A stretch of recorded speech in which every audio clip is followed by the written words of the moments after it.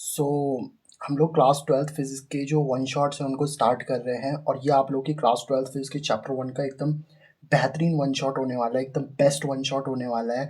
यानी कि इसमें आप लोग के ना देखो सारे के सारे कॉन्सेप्ट्स आपके क्लियर होंगे। एनसीईआरटी के जितने भी क्वेश्चंस हैं ना वो सारे कवर करवा दूंगा मैं। मोस्ट एक्सपेक्टेड क्वेश्चंस पे आप मान के चल लो। सीबीएसई की जितने भी आपने सीबीएसई ने अभी तक जितने भी पीवाईक्यूज पूछे हुए हैं, एनसीईआरटी एग्जाम्पलर ले लो बेटा, एक एक चीज़ यहाँ पे कवर करवाई जाएगी बिल्कुल बेसिक से।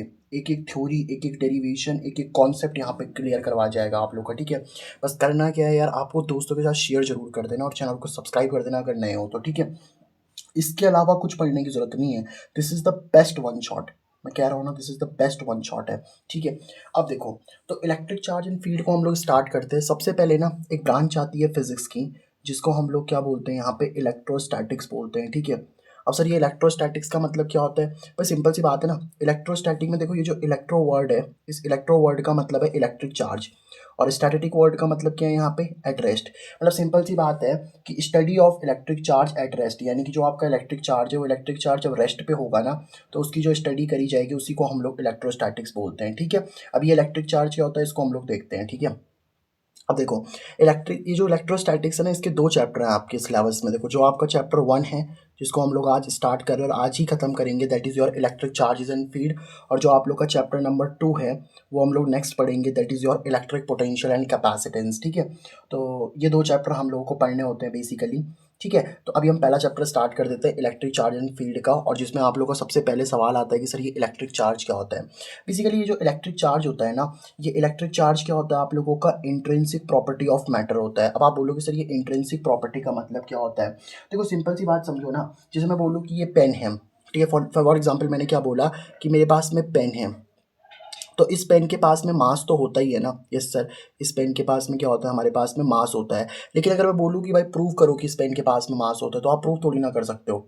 आप बोलोगे इसको प्रूव करने के लिए आपको क्या करना पड़ेगा, इसको प्रूव करने के लिए एक प्रोसेस करनी पड़ेगी हमें, है ना। इसको प्रूव करने के लिए कौन सी प्रोसेस करनी पड़ेगी आपको, एक प्रोसेस करनी पड़ेगी जिसको हम बोलते हैं लिफ्टिंग की। मान लो ना, जैसे मैंने बोला कि भाई प्रूव करो कि इस पेन के पास में पास है, आप इस पेन के पास में क्या है, मास है। तो मैंने बोला भाई क्या करते हैं, इस पेन को हम लोग लिफ्ट करते हैं। अब जब इस पेन को मैं लिफ्ट कर दूंगा तो मुझे पता चलेगा ना, हाँ इसके पास में मास तो होता ही है। समझ आइए आपको बात। वैसे मतलब इंट्रिंसिक प्रॉपर्टी का मतलब होता है कि एक ऐसी प्रॉपर्टी जो मैटर के अंदर होती है, बस आपको कोई प्रोसेस करनी पड़ती है। जैसे पेन के अंदर मास था, बस हमें एक प्रोसेस करनी पड़ी लिफ्टिंग की। वैसे ही ना हर बॉडी के अंदर भी आपको चार्ज होता है, बस कुछ प्रोसेस करनी पड़ती है। जैसे मैं आपको सिंपल सी बात बताऊँ ना, आपके पास में ये आपने किया भी होगा।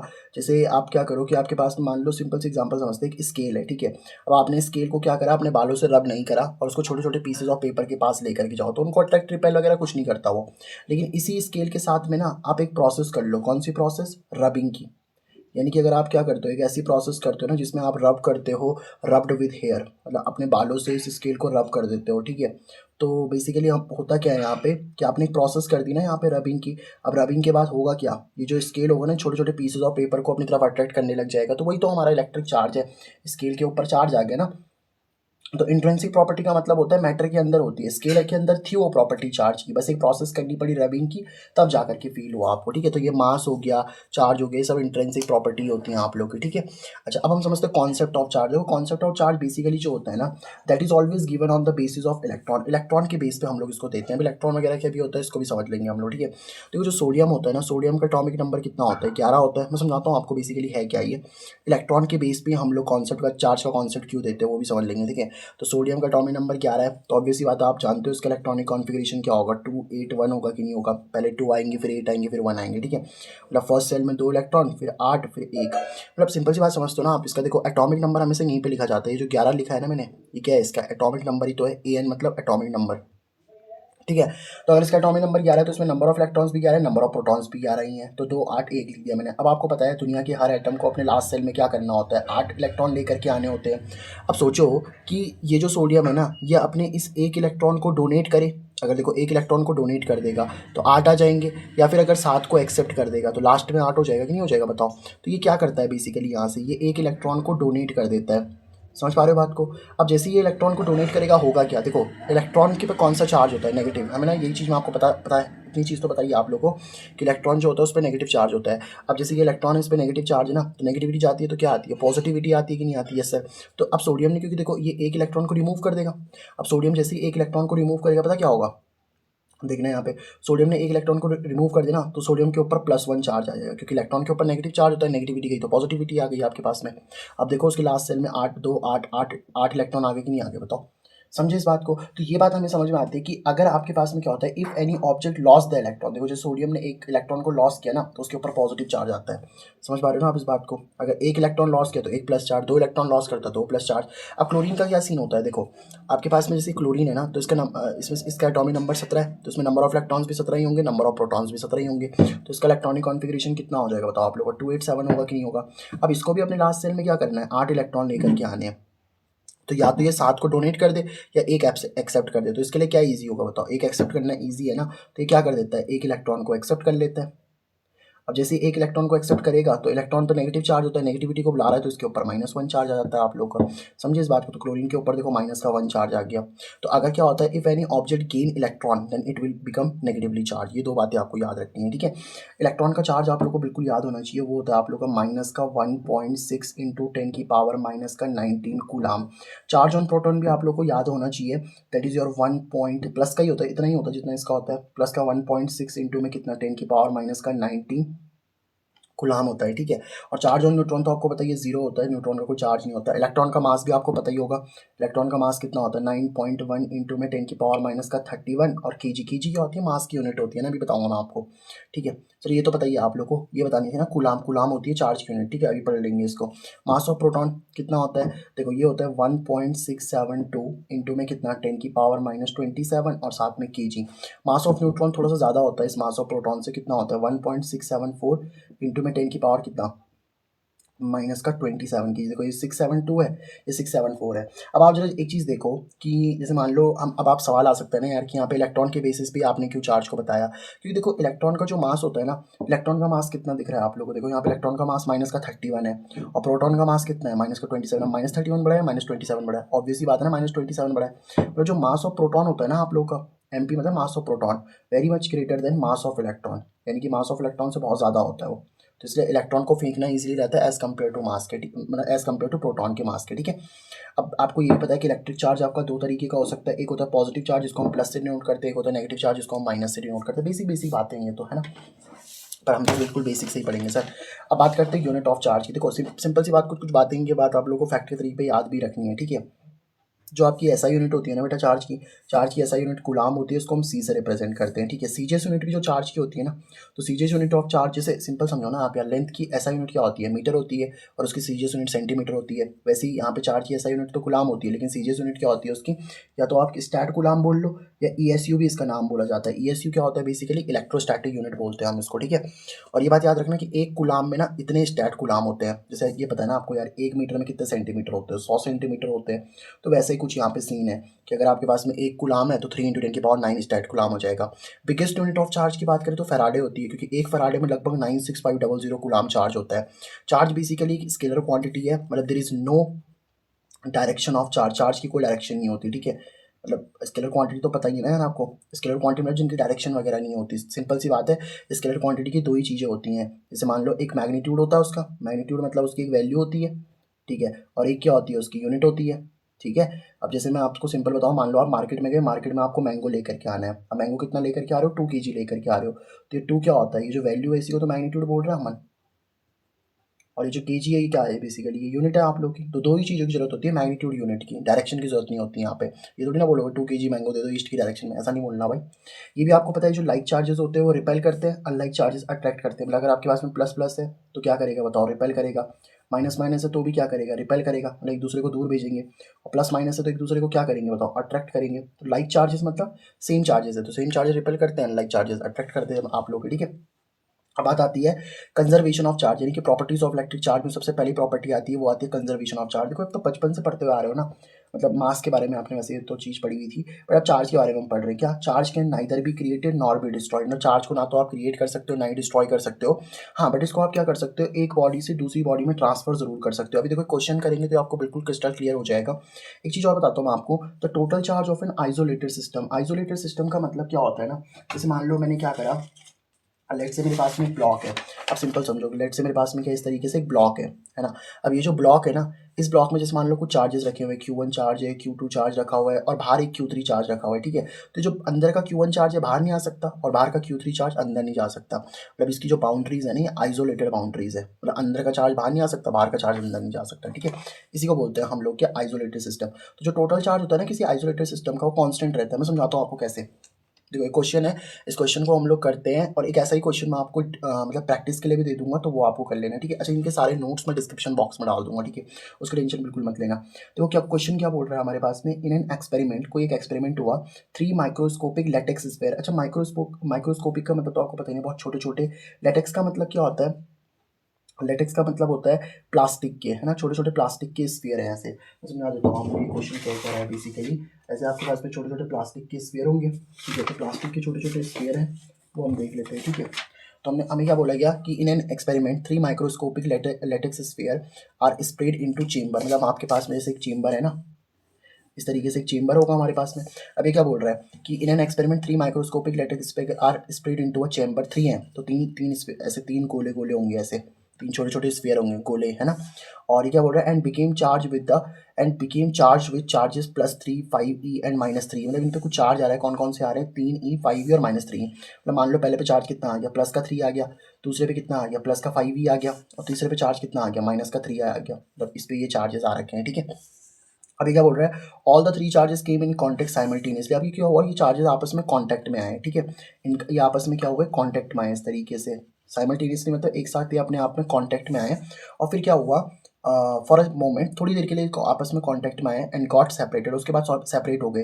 विच one of the following are possible values of the final charge on the sphere. मतलब जैसे अब देखो यहाँ पे सिंपल सी बात ये समझना आप लोग, टोटल चार्ज तो हमेशा कंजर्व रहेगा, कांस्टेंट रहेगा। जैसे इन पे पहले चार्ज कितना था, प्लस का 3 प्लस का 5 माइनस का 3, ऐसे स्फीयर थे आप लोग के। अभी थोड़ी देर के लिए कांटेक्ट में आए, फिर सेपरेट हो गए ऐसे।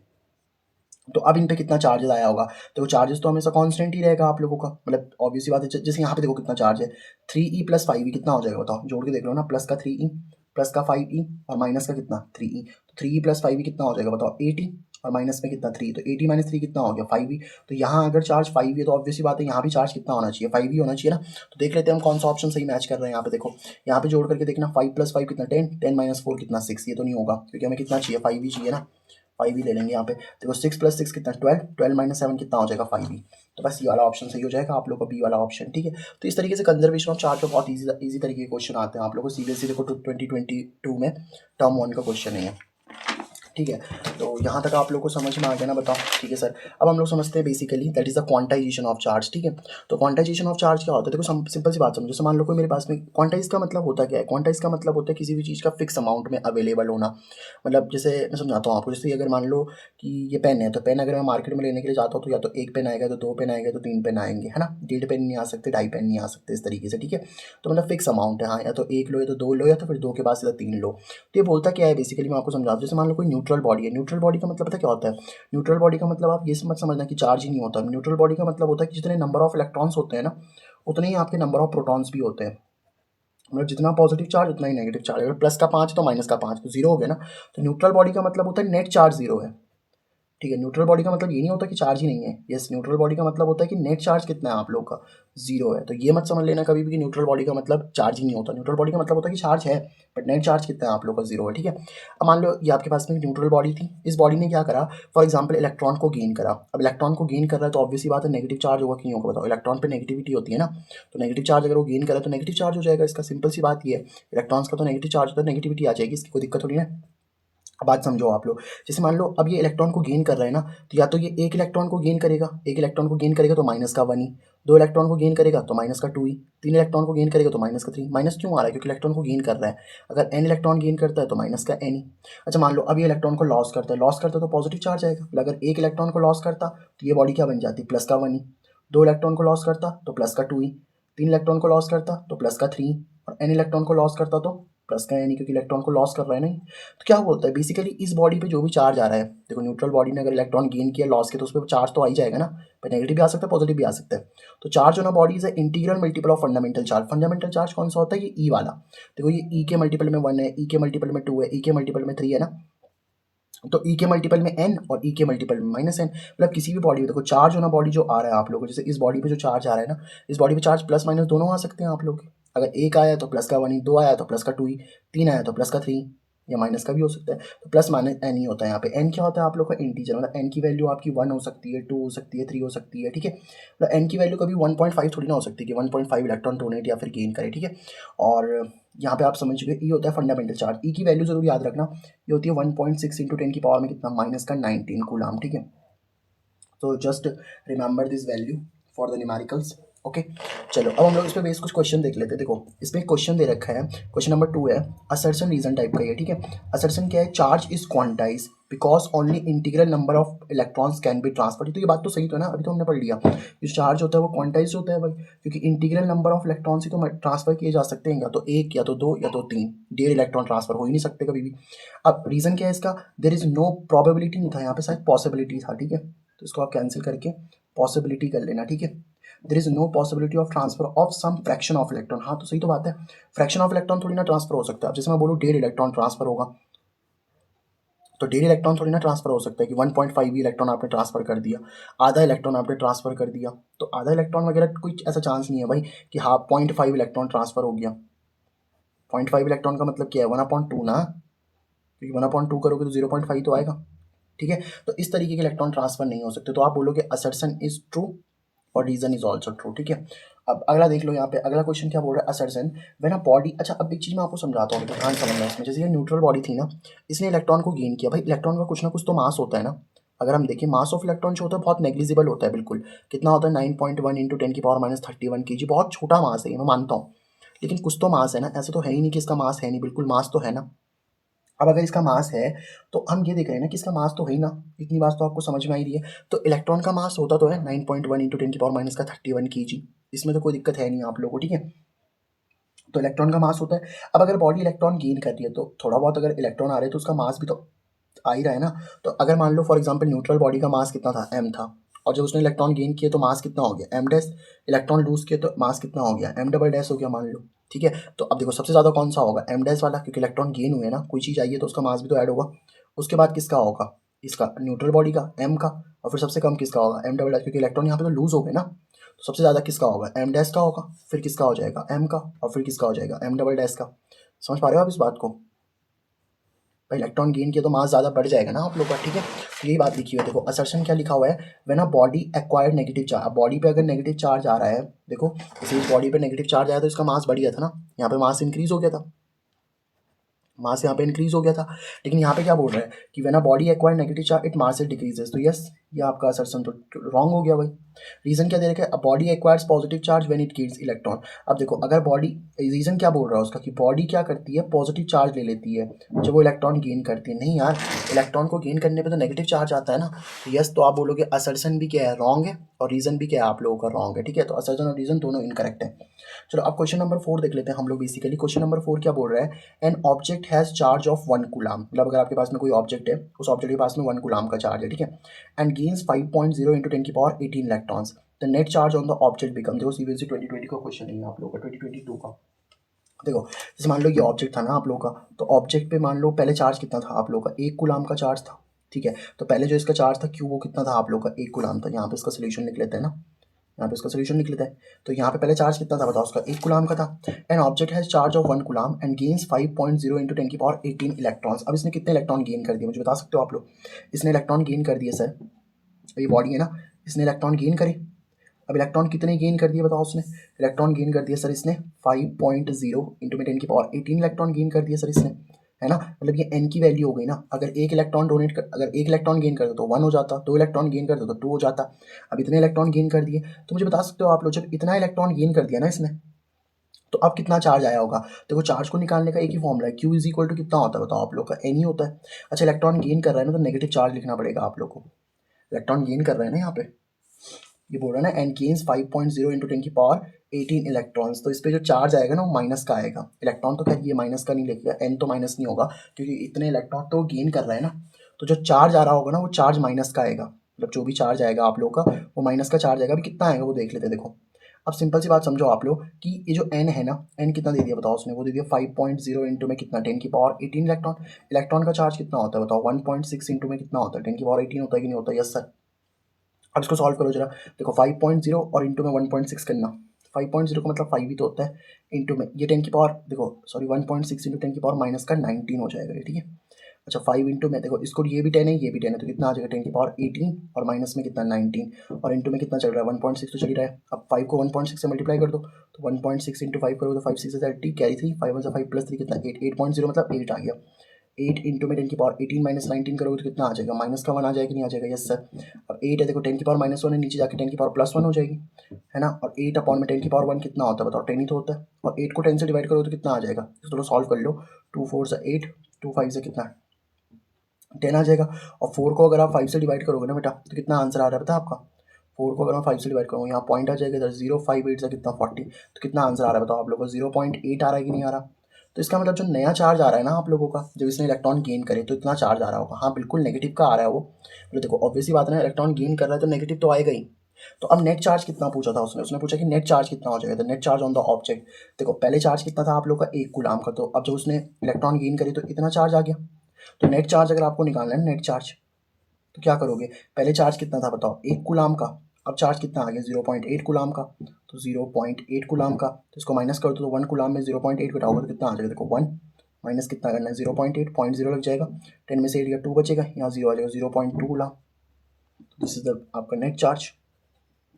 समझ पा रहे हो ना किस तरीके से मैंने सॉल्व करा था, ठीक है। तो this will be the answer, ठीक है। अब देखो अगला क्वेश्चन क्या बोल रहा है आप लोगों का, इफ 10 की power 9 electrons move out of a body to another body every second, how much time is required to get a total charge of 1 coulomb on the another body. इसका क्वेश्चन का मैं मतलब समझाता हूँ आपको कि क्या कह रहा है कि अगर 10 की पावर 9 इलेक्ट्रॉन्स मूव किए जाते हैं ना आप लोग के एक बॉडी से दूसरी बॉडी में हर सेकंड, तो कितना टाइम रिक्वायर होगा टोटल चार्ज 1 कूलम का दूसरी बॉडी में आ सके। देखो ये क्वेश्चन मैंने ऑलरेडी करवा रखा था, एक बार मैं इसको फटाफट आपको क्या करता हूँ, इसको समझा देता हूँ किस तरीके से करना है, ठीक है। ऑलरेडी तो ये क्वेश्चन एनसीईआरटी का क्वेश्चन है ये, और यहाँ पे भी मैं इसको समझा देता हूँ किस तरीके से किया है। देखो ये एनसीईआरटी का एग्जांपल था, ये करवा रखा है मैंने।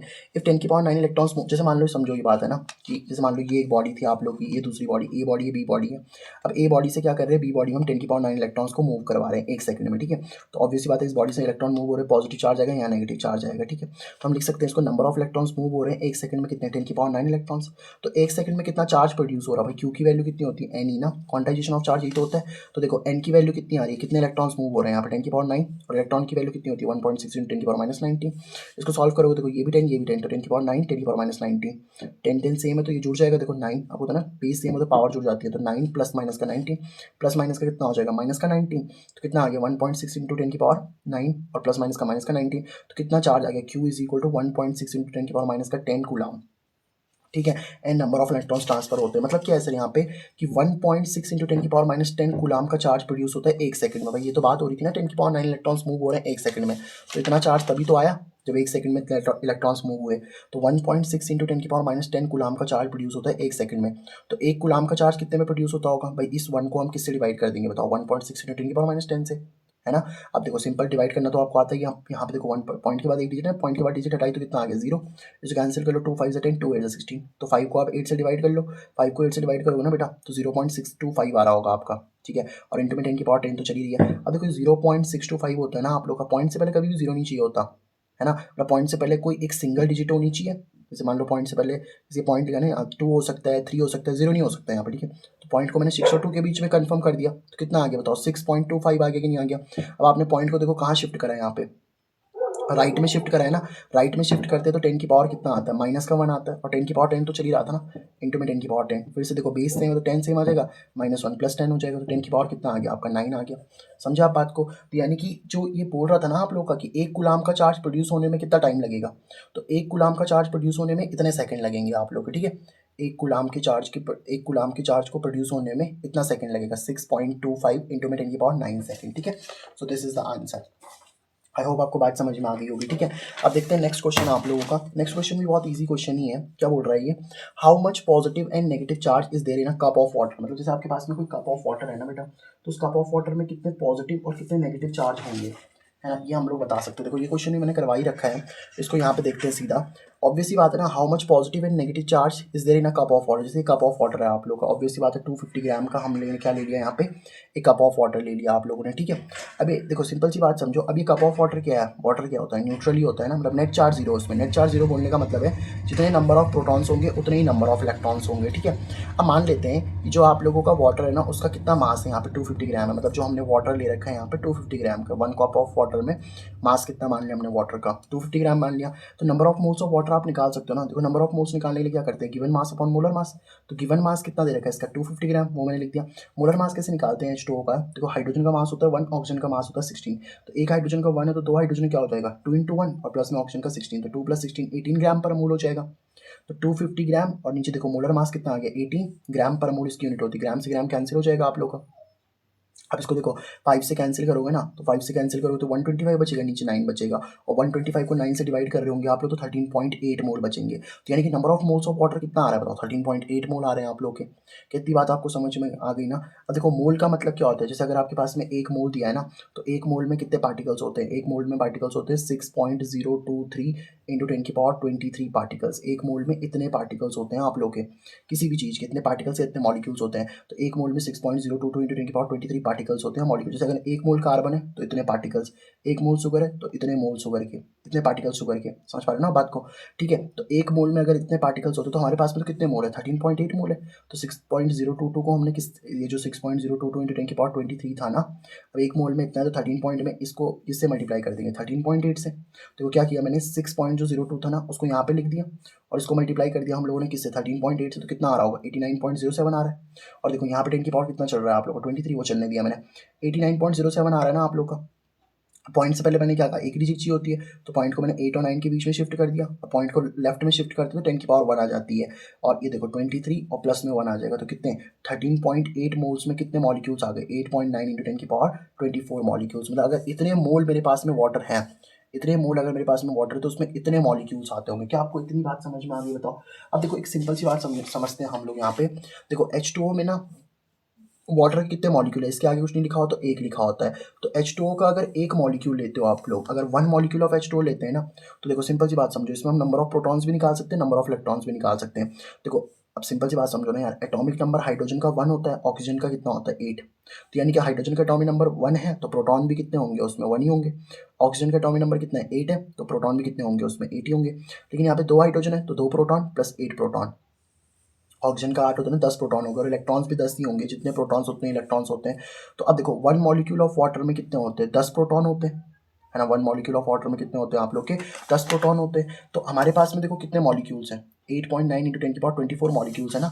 तो 1 मॉलिक्यूल ऑफ वाटर में 10 प्रोटॉन होते हैं, तो 8.9 इंटू 10 की पावर 24 मॉलिक्यूल्स में कितने होते होंगे 8.9 इंटू 10 की पावर 24 में 10 को मल्टीप्लाई कर देंगे ना, तो 10 की पावर 1 मल्टीप्लाई होगा तो कितना बचेगा 8.9 इंटू 10 की पावर 24 प्लस 1 25 बचेगा। तो यानी कि इतने मॉलिक्यूल्स ऑफ वाटर लोगे आप लोग तो इतने प्रोटॉन्स आते हैं आप लोग के, समझ पा रहे हो ना बात को। अब इतने प्रोटॉन्स आपको मिल गए तो ये n की वैल्यू मिल गई। अब आप पता क्या कर लो, क्वांटाइजेशन ऑफ चार्ज लगा लो, Q इज इक्वल टू कितना होता है n।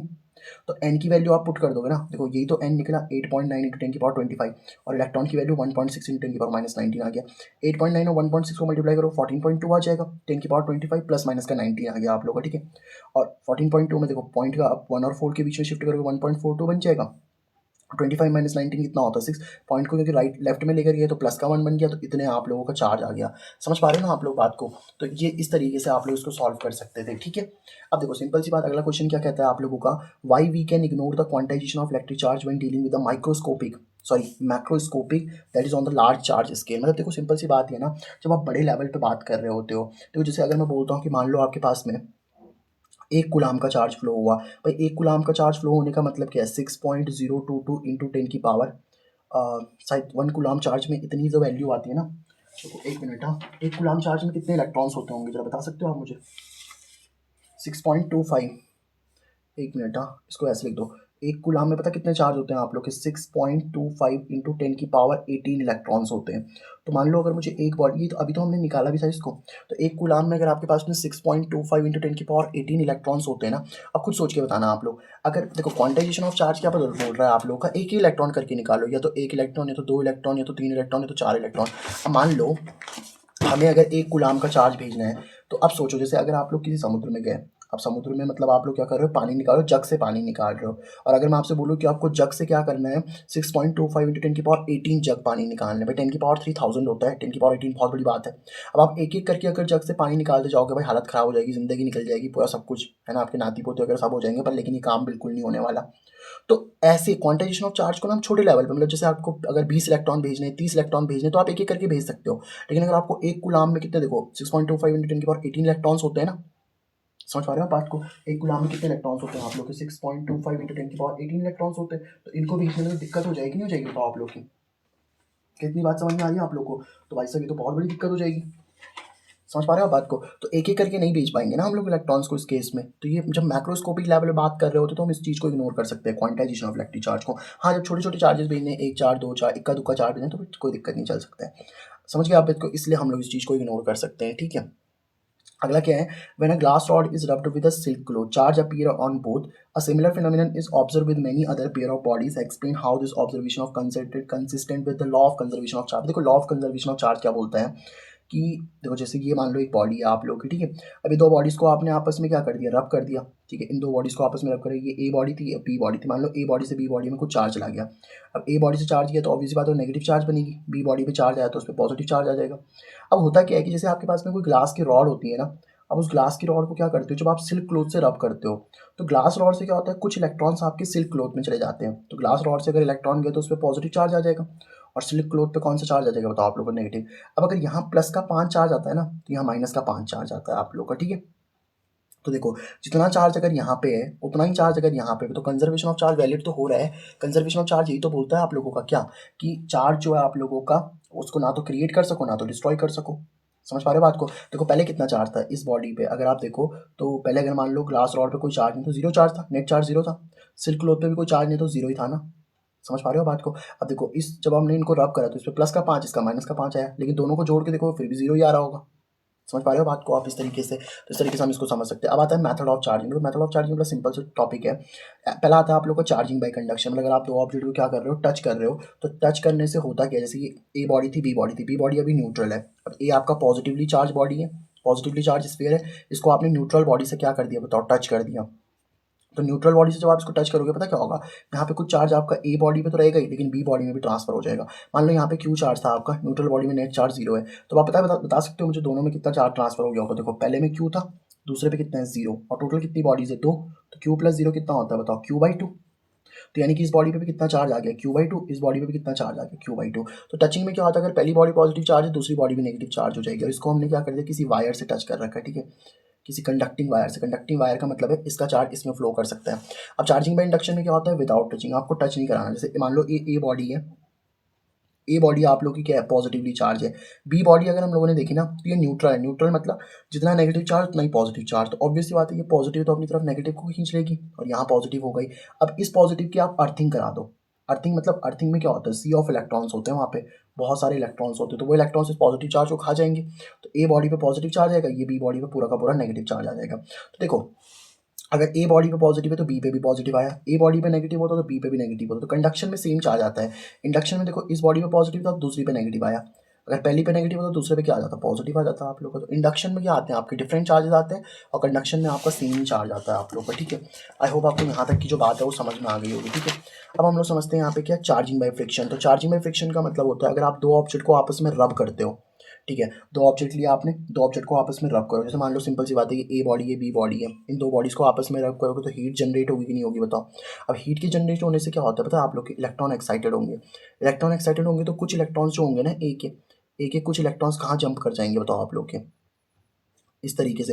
अगर आप अपने दो हाथ को ऐसे रब करोगे तो हीट जनरेट होगी कि नहीं होगी, तो इलेक्ट्रॉन इसमें चलेगा, ए बॉडी पे पॉजिटिव चार्ज, बी बॉडी पे नेगेटिव चार्ज आ जाएगा। इसी को हम चार्जिंग में फ्रिक्शन बोल रहे हैं। यहाँ पे क्या दिक्कत है बताओ। अब इस पर देखो, जैसे सीबीएसई 2022 में एक क्वेश्चन पूछा गया था, अ नेगेटिवली चार्ज ऑब्जेक्ट एक्स। अब से मान लो आपके पास में नेगेटिवली चार्ज ऑब्जेक्ट है एक्स, तो ये एक्स है आपके पास में, ठीक है, ये एक्स है आपका, एक्स नहीं ये वाला एक्स। तो नेगेटिवली चार्ज ऑब्जेक्ट एक्स है हमारे पास में, तो इस पर नेगेटिव चार्ज है आप लोग का, ठीक है। ये बोल रहा है is repelled another charge object Y, तो ये आप क्या क्या होता है, वाई से ये रिपेल होता है। तो एक बात बताओ, नेगेटिव चार्ज ऑब्जेक्ट एक्स से वो रिपेल हो रहा है किसी अनदर चार्ज ऑब्जेक्ट वाई से। तो अगर ये रिपेल हो रहा है, खुद सोच के बताओ, अगर ये क्या हो रहा है, रिपेल हो रहा है, तो रिपेल हो रहा है तो वाई पे कौन सा चार्ज होगा आपका, नेगेटिव होगा। नेगेटिव नेगेटिव तो एक दूसरे को रिपेल कर पाएंगे, ठीक है।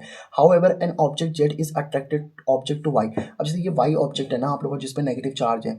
अब एक दूसरा ऑब्जेक्ट है जेड, तो उस जेड पे कौन सा चार्ज होगा आपको बताना है। और ये वाई जो है ना, ये जेड की तरफ अट्रैक्ट हो रहा है। अच्छा, वाई अगर जेड की तरफ अट्रैक्ट हो रहा है तो एक पॉसिबिलिटी तो क्या है कि जेड आपका पॉजिटिव चार्ज वाला हो। अगर जेड के पास पॉजिटिव चार्ज होगा ना, अगर जेड के पास में कौन सा चार्ज होगा, पॉजिटिव चार्ज होगा, तो जेड के पास में अगर पॉजिटिव चार्ज होगा तो ये वाई वाला उसकी तरफ अट्रैक्ट हो जाएगा। लेकिन एक और भी चीज़ है, अगर जेड के पास में पॉजिटिव चार्ज तो हो ही, अगर जेड के पास में पॉजिटिव चार्ज तो उसकी तरफ अट्रैक्ट तो होगा ही, लेकिन अगर आपका जेड न्यूट्रल भी होता ना, अगर आपका जेड न्यूट्रल होता तो भी ये उसकी तरफ अट्रैक्ट हो जाता, कौन सा, वाई वाला। पता कैसे, देखो ये नेगेटिव है ना, तो ये जो अगर न्यूट्रल बॉडी है, न्यूट्रल बॉडी में जितना चार्ज पॉजिटिव उतना नेगेटिव, तो ये इसके पॉजिटिव को अपनी तरफ अट्रैक्ट कर देता, और यहाँ इसके नेगेटिव को क्या कर देता, एक साइड कर देता। अब इस नेगेटिव की आप अर्थिंग करा दो, सारा इलेक्ट्रॉन सारे नेगेटिव चार्ज यहाँ चले जाएंगे, तो वाई पे कौन सा चार्ज हो गया बताओ आपका, नेगेटिव। और जेड पे कौन सा हो गया बताओ आप लोग का, पॉजिटिव।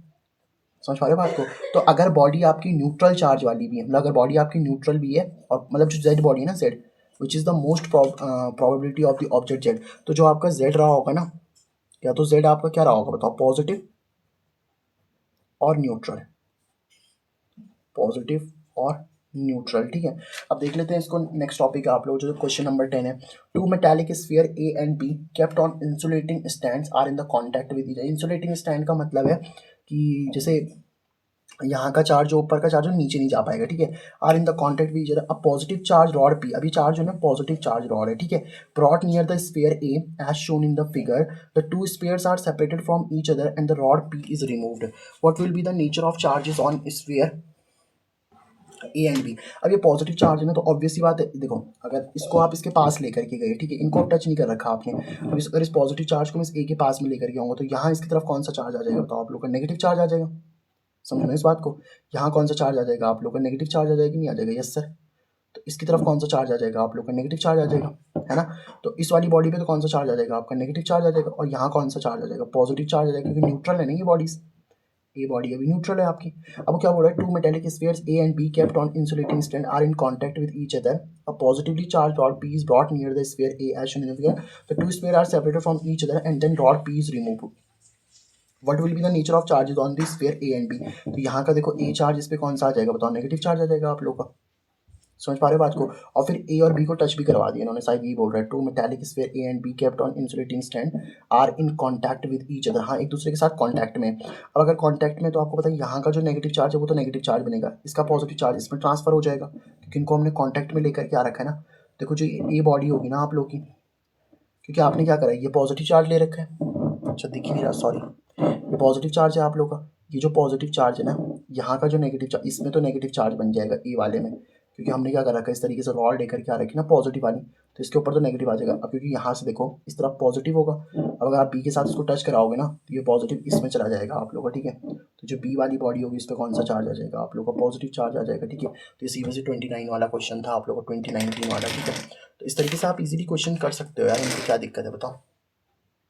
हम समझते हैं कुलाम्स लॉ को, है ना। बेसिकली कुलाम्स लॉ क्या होता है, जैसे मान लो ये आपके पास में क्या है, एक लेट से प्लस Q1 चार्ज है, और ये क्या है हमारे पास में, ये प्लस का Q2 चार्ज है ना।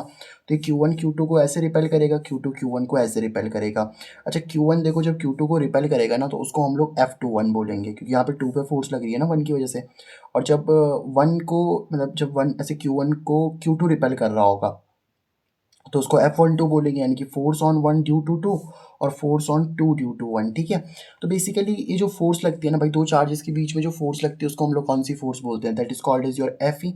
Fe का मतलब क्या होता है यहाँ पे, इलेक्ट्रोस्टैटिक फोर्स, है ना। तो ये जो इलेक्ट्रोस्टैटिक फोर्स होती है, ये दोनों चार्जेस के प्रोडक्ट के बराबर होती है, मतलब Q1 Q2 का प्रोडक्ट ले लो और उनके बीच की जो डिस्टेंस है ना उसका स्क्वायर कर लो, और जो देखो इनके बीच की डिस्टेंस लेटेड भी कितना है आप लोग की, R है ना।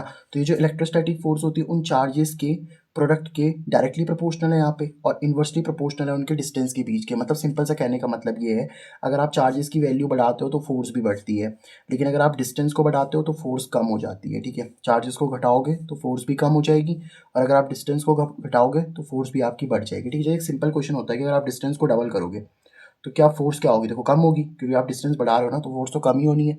अब फोर्स कितना कम होगी, देखो 1 ऐसे, ठीक है। आर मतलब डिस्टेंस, डिस्टेंस को आपने डबल किया तो डबल मतलब 2 का स्क्वायर, और 2 का स्क्वायर कितना होता है 4, तो फोर्स देखो कितने गुना कम हो जाएगी, 1/4 टाइम्स, 1/4 टाइम्स कम हो जाएगी, तो फोर्स क्या हो जाएगी, 4 टाइम्स डिक्रीज हो जाएगी यहाँ पे। समझ पा रहे हो आप बात को।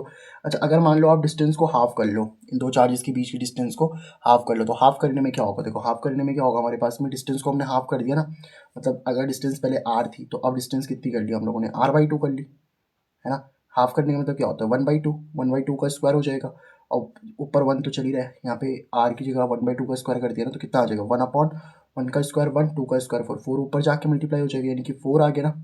यानी कि जो अब देखो 4 यहाँ पे कोई नीचे तो नहीं आया, 4 पहले जब नीचे आया तो हमने बोला 4 टाइम डिक्रीज हो गई, 4 ऊपर आया तो हम बोलेंगे 4 टाइम क्या हो जाएगी, इंक्रीज हो जाएगी, ठीक है। तो यही कहने का मतलब है, अगर आप डिस्टेंस को ट्रिपल करते हो तो फोर्स 9 टाइम्स बढ़ जाएगी, अगर आप डिस्टेंस को क्या करते हो, मतलब उस डिस्टेंस का 3 टाइम उसको कम कर देते हो तो फोर्स 9 टाइम्स बढ़ जाएगी, ठीक है। इस तरीके से दोनों बातों को मिलाया गया, तो electrostatic force directly proportional Q1 Q2 के और इन्वर्सली प्रोपोर्शनल है r² के।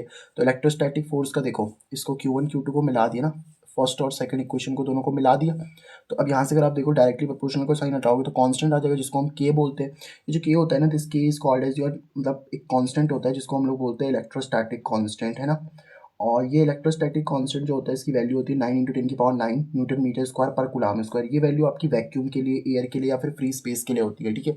अब ये के की भी अलग अलग वैल्यूज होती है। सिंपल सी बात समझो, अगर हमारे पास में दो चार्जेस है, मान लो एक प्लस का Q1 चार्ज, एक प्लस का Q2 चार्ज, अब इन दो चार्जेस को आपने फ्री स्पेस, वैक्यूम या फिर एयर में रखा, वैक्यूम मतलब जहाँ कोई पार्टिकल्स नहीं है, तो उस केस में हम क्या बोलेंगे, इन दो चार्जेस के बीच में फोर्स तो लगेगी ना, लेकिन वो फोर्स कहाँ लग रही होगी, एयर में लग रही होगी, और उसको हम लोग क्या बोलेंगे, के Q1 Q2/r²। अच्छा, जब आप एयर की बात कर रहे हो, फ्री स्पेस या वैक्यूम की बात कर रहे हो, तो के की वैल्यू आपको लेनी होती है 1/4πε0। अभी एप्सिलॉन नॉट क्या होता है, एप्सिलॉन नॉट को हम लोग बोलते हैं परमिटिविटी ऑफ फ्री स्पेस या फिर वैक्यूम या फिर एयर, है ना। तो के की जगह पे 1/4πε0 डाल दिया, साथ में Q1 Q2/r² तो चली रहा है, तो ये फोर्स आपको कहाँ मिल जाएगी, एयर में बोल लो, फ्री स्पेस में बोल लो या वैक्यूम में मिल लो, इतनी फोर्स आपको मिलेगी, ठीक है। अब ये परमिटिविटी का मतलब क्या है, ये भी समझ लेंगे हम। एप्सिलॉन नॉट की वैल्यू कितनी होती है, 8.85 × 10⁻12 कूलम स्क्वायर पर न्यूटन मीटर स्क्वायर। देखो ये जो फोर्स आई थी ना आप लोग की, ये जो फोर्स के की यूनिट थी, न्यूटन मीटर स्क्वायर पर कूलम स्क्वायर, इसी वैल्यू को चेंज कर दो बस, तो कितना आ जाएगा, 8.85 × 10⁻12 कूलम स्क्वायर पर न्यूटन मीटर स्क्वायर, ठीक है। ये इसकी वैल्यू हो जाएगी। अब इन्हीं दो चार्जेस को मान लो आपने किसी मीडियम में रख दिया, मीडियम मतलब ग्लास या ऑयल में रख दिया, तो उसको हम लोग फिर क्या बोलेंगे, परमिटिविटी ऑफ मीडियम हो जाएगा ना। परमिटिविटी का मतलब समझा रहा हूँ मैं कि परमिटिविटी का मतलब क्या है, बट परमिटिविटी ऑफ मीडियम का मतलब होता है दो चार्जेस को हमने किसी मीडियम में रख दिया, है ना। परमिटिविटी का मतलब होता है, देखो एयर में तो कोई पार्टिकल्स होते नहीं है, बहुत कम पार्टिकल्स होते हैं, वैक्यूम में तो होते भी नहीं है, है ना।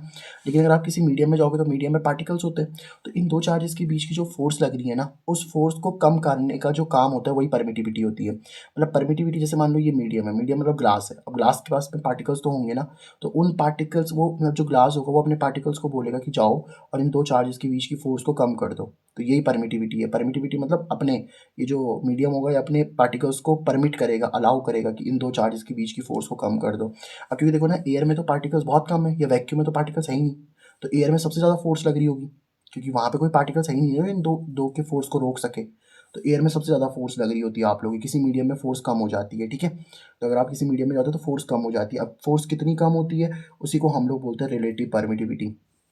और देखो ना, सबसे ज़्यादा फोर्स एयर में होगी, और एयर के कंपैरिजन में किसी मीडियम में कितनी फोर्स कम हुई है, उसके तो हम रिलेटिव परमिटिविटी बोल रहे हैं। अब देखो एयर में जो फोर्स लगती है उसको हमने क्या बोल दिया, 1/4πε0 Q1 Q2/r², और मीडियम में अगर हम लगा रहे हैं तो 1/4πε लिखना है आप लोग को, ठीक है।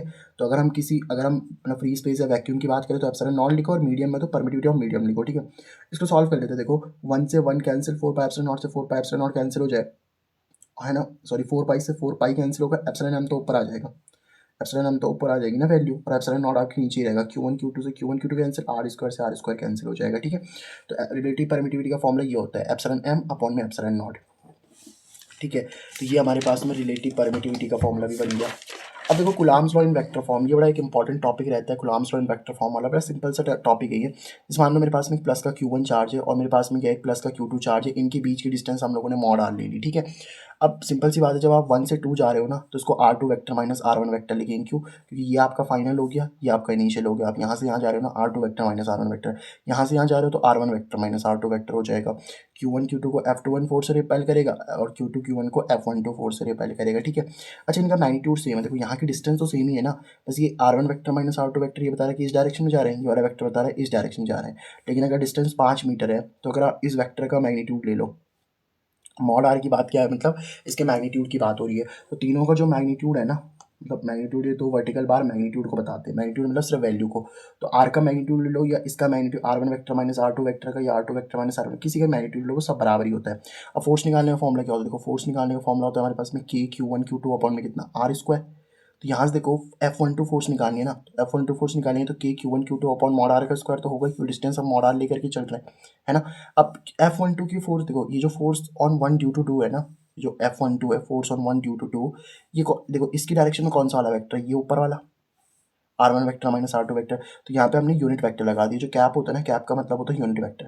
देखो यूनिट वेक्टर कैसे निकालते हैं, जैसे ए का यूनिट वेक्टर निकालना है ना, तो ऊपर हम उस वेक्टर को लिखते हैं और नीचे उसी का मॉड आ जाता है। यूनिट वेक्टर काम एक ही होता है डायरेक्शन को बताने के लिए, ठीक है। अब R one vector minus R two vector की डायरेक्शन को ये बता दिया। वेक्टर है तो देखो वेक्टर कैसे तोड़ना है, अब देखो यूनिट वेक्टर है, यूनिट वेक्टर कैसे तोड़ा, ऊपर हमने उसका वेक्टर लिख दिया R one vector minus R two vector, नीचे उसका मॉड लिख दिया R one vector minus R two vector लिख दिया हमने, यही तो किया था। ये मॉड आर, ये वाली वैल्यू लिख दी ना हमने। अब देखो मॉड आर की जगह पे आप R one vector minus R two vector कुछ भी लिख सकते हो, मॉड तो दोनों के सेम है ना, डिस्टेंस तो दोनों के बीच की सेम ही है। तो F12 कितना हो जाएगा बताओ आप लोगों का, K Q one Q two mod R की जगह पे क्या लिख सकता हूँ बताओ मैं, ये वाला आर वन वैक्टर। अब देखो यहाँ R one vector minus R two vector चल रहा है, तो यहाँ भी मैंने वही लिख दिया, साथ में R one vector minus R two vector ऊपर चल रहा है और ये वाली चीज़ चल रही है, तो यहाँ स्क्वायर इसकी पावर कितनी है, वन है। ये दोनों चीज़ सेम है ना, आपने पढ़ाई है कि अगर बेस सेम होते हैं ए की पावर एम इंटू ए की पावर एन होता है, तो हम क्या लिख सकते हैं बताओ, ए की पावर एम इंटू ए की पावर एन होता है, तो बेस सेम होता है तो पावर जुड़ जाती है, यानी कि ए की पावर एम प्लस एन हो जाएगा कि नहीं हो जाएगा, बिल्कुल। तो ए की पावर में कितना आ जाएगा आपके पास में, एम प्लस वन आ जाएगा, ठीक है। अब यहाँ देखो ये टू है तो वन है तो थ्री हो गया, के क्यू वन क्यू टू चल ही रहा है, R one vector minus R two vector Q हो जाएगा, ऊपर भी R one vector minus R two vector आ जाएगा, ठीक है। अब जैसे अगर आपको सिमिलरली कौन सी वाली फोर्स निकालनी है, F21 वाली फोर्स निकालनी है, ठीक है। तो अगर हमें सिमिलरली F21 वाली फोर्स निकालनी है तो वो कैसे निकालेंगे, देखो सिंपल है, F21 वाली फोर्स कैसे निकल जाएगी, यहाँ पे देखो F21 वाली फोर्स बताओ कैसे निकालनी है, देखो देखो जैसे हम जब हमने वन टू लिखा था ना, यहाँ पे वन और टू आया था, यहाँ पे वन और टू आया था, तो F21 वाली निकालनी है तो K Q one Q to तो आएगा ही हमारे पास में, अपॉन में कितना आ जाएगा, आर वन की जगह पे कितना आ जाएगा आर टू वैक्टर माइनस में कितना आर वन वैक्टर, और उसका कितना क्यूब आ जाएगा, और साथ में R one vector minus R two vector था ना, यहाँ पे R two vector minus R one vector आ जाएगा, और कुछ नहीं है बस इतना सा, ठीक है। ये वाली चीज़ यहाँ पे आ जाएगी, ठीक है। तो सिमिलरली हम लोग ये चीज़ लिख सकते हैं यहाँ पे।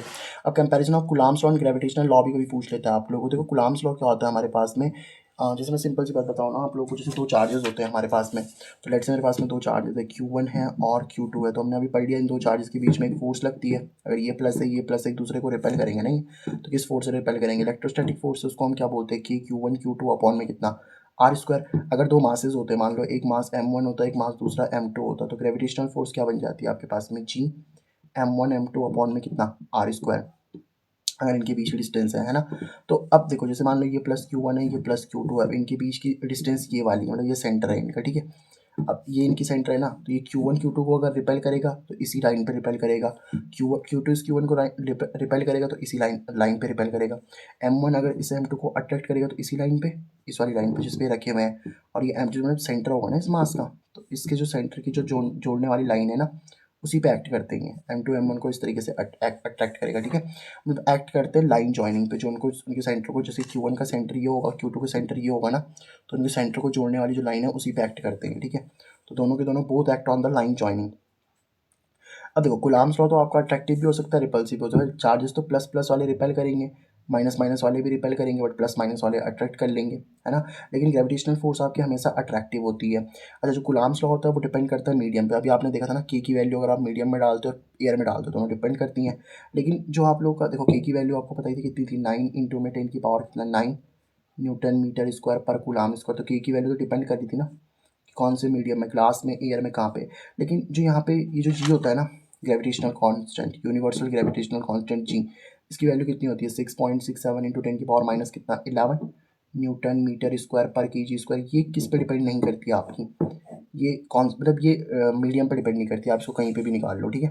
दोनों इन्वर्स स्क्वायर लॉ को फॉलो करते हैं, देख लो इसमें भी इन्वर्स स्क्वायर वाला लॉ है, आर स्क्वायर के फॉलो कर रहा है ना, और ये भी आर स्क्वायर को इन्वर्स में, मतलब ये ऊपर लिखा हुआ है और ये नीचे लिखा हुआ है, तो अपोजिट में होगा ना, इन्वर्स स्क्वायर लॉ को फॉलो करते हैं। अच्छा लिमिटेशन ऑफ कुलाम्स लॉ में देखो, लिमिटेशन ऑफ कुलाम्स लॉ क्या है, सबसे पहले तो ये कुलाम्स लॉ जो होता है ना आप लोग को, ये पॉइंट चार्जेस पे वैलिड होता है। पॉइंट चार्जेस बोलने का मतलब क्या होता है, जो छोटे छोटे चार्जेस होते हैं ना उन पे ये वैलिड होता है। और दूसरा इंपॉर्टेंट पॉइंट क्या होता है कि पॉइंट चार्जेस पे तो ये वैलिड होता ही है, साथ में ये अगर दो चार्जेस आप लोगों के ना रेस्ट पे हैं तो ये आप लोगों का वैलिड होता है। मतलब अगर दो चार्जेस रेस्ट पे हैं, जैसे मान लो ये Q1 है और ये Q2 है, तो अगर ये दोनों चार्जेस रेस्ट पे हैं तो ये वैलिड है।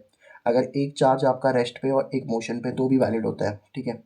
अगर एक चार्ज रेस्ट पे है और एक चार्ज आपका मोशन पे, तब भी कूलम्ब्स लॉ आप लगा सकते हो, कोई दिक्कत नहीं है। बट अगर दोनों मोशन में आ गए, है ना, मतलब देखो अगर आपके पास में दोनों के दोनों क्या आ गए, बोथ अगर मोशन में आ गए ना, तो फिर ये आप लोगों का वैलिड नहीं होता है, ठीक है। This is the limitation of Coulomb's law. अब इसके बेस यहाँ पे क्वेश्चन कर लेते हैं। क्वेश्चन देखो क्या बोल रहा है, सिंपल सा क्वेश्चन है ये वाला भी, ठीक है। क्या बोल रहा है हमारे पास में, figure shows variation of coulombs force acting between 2 point charges with 1/r square, R being the separation between 2 charge में। जैसे सिंपल सी बात ये है कि आपके पास में Q1 चार्ज है, Q2 चार्ज है, ठीक है, और इनके बीच की कुछ डिस्टेंस भी रही होगी। जैसे मान लो ये आपके पास में Q1 है और ये आपके पास में Q2 है, ठीक है। अब जैसे मान लो ये मान लेते Q1 है और ये आपके पास में Q2 है, इनके बीच की डिस्टेंस कितनी है, मान लो R है, ठीक है।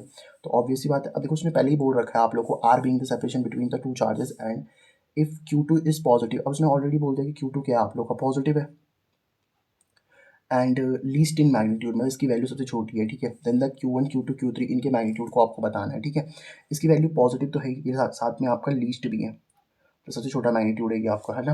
अरे देखो आप स्लोप जानते हो ना, जैसे ये लाइन है आप लोग की, ये वाली जो लाइन है, ये लाइन आप लोग की कितनी उठी हुई है ना। जैसे देखो मान लो ये एक्स एक्सिस है, ये वाई एक्सिस है ना, एक्स और वाई। तो कोई लाइन आपकी कितनी उठी हुई होती है ना, उसी को हम लोग स्लोप बोल देते हैं, ठीक है। जो लाइन होती है ना आप लोग की, जैसे ये θ1 एंगल पे उठी है, θ2 एंगल पर, देखो आप क्लियरली देख पा रहे हो, जो θ2 है ना आप लोग का ग्रेटर देन θ1 है। तो यहाँ पे आप देखो किस लाइन का स्लोप आपका ज़्यादा दिख रहा है यहाँ पे, जो आपकी θ2 वाली लाइन है ना, इस θ2 वाली लाइन का क्या है, स्लोप ज़्यादा है यहाँ पे। समझ पा रहे इस बात को, जो आपकी θ2 वाली लाइन है उसका स्लोप ज़्यादा है ना, ठीक है। तो जो θ2 है हमारे पास में वो ग्रेटर देन क्या आ जाएगा आप लोग का, θ1 आ जाएगा, है ना। अब देखो Q2 तो यहाँ पे पॉजिटिव है, ये तो फिक्स हो गया, ठीक है। अच्छा लाइन की जो स्लोप होती है ना, लाइन जो कोई भी लाइन होती है, तो लाइन की जो स्लोप का फॉर्मूला होता है वो होता है y is equal to mx+c, है ना। मैं समझा, देखो y होता है आप लोग का जो y एक्सिस पे है, m क्या होता है, m होता है यहाँ पे स्लोप, जो मैं कह रहा हूँ आप लोग को स्लोप होता है, और c क्या होता है, c होता है y intercept,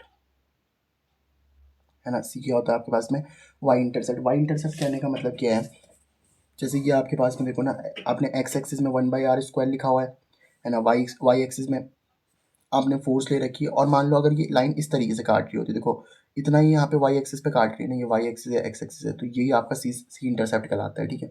this is the C intercept, तो यही आपके पास में सी इंटरसेप्ट होता है। तो किसी भी लाइन का स्लोप यही होता है, Y is equal to mx+c। अच्छा ये दो चार्ज है ना, Q1 Q2, इनके बीच में क्या फोर्स लग रही होगी, F1 फोर्स निकाल सकते हैं हम लोग, वो होगी k Q1 Q2 अपॉन में उनके बीच की डिस्टेंस r मान लिया हम लोग, तो r का स्क्वायर लिख लेते हैं, ठीक है।